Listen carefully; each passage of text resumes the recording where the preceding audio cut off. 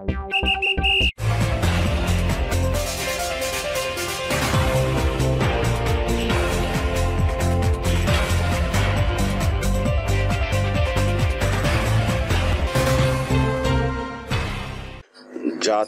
একত্রিত করার জন্য খেলাধুলা একটি বড় শক্তি।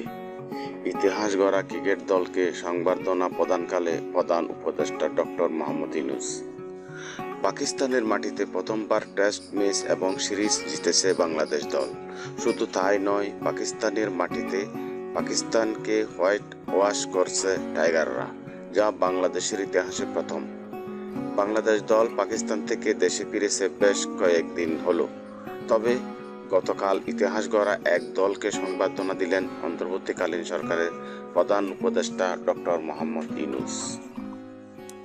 গতকাল বৃহস্পতিবার প্রধান উপদেষ্টা তেজগাঁও কার্যালয়ে তার সাথে সাক্ষাৎ করে বাংলাদেশ ক্রিকেট দল।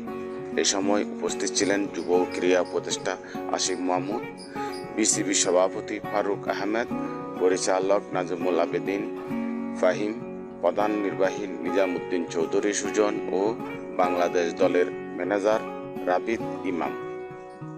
বিজয়ী ক্রিকেটারদের উদ্দেশ্যে প্রধান উপদেষ্টা বলেন, আমি পাকিস্তানের বিপক্ষে বাংলাদেশকে দলের জয়ের পর অধিনায়কের সঙ্গে কথা বলছিলাম, কিন্তু ব্যক্তিগতভাবে আপনাদের সবার সঙ্গে দেখা করা এবং জাতির পক্ষ থেকে আপনাদের অভিনন্দন জানাতে অধীর আগ্রহে অপেক্ষা করছিলাম।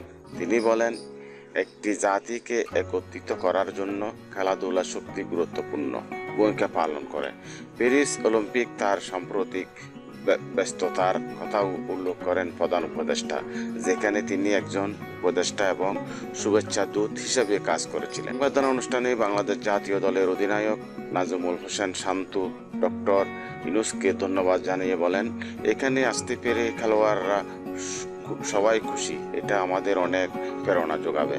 যুব ক্রীড়া উপদেষ্টা আসিফ মাহমুদ দেশের কঠিন প্রিমিয়ার স্পোর্ট এগিয়ে চলো বাংলাদেশ। বিশ্বজুড়ে বাংলাদেশকে এগিয়ে নিতে চ্যানেলটি সাবস্ক্রাইব করে সাথে থাকুন।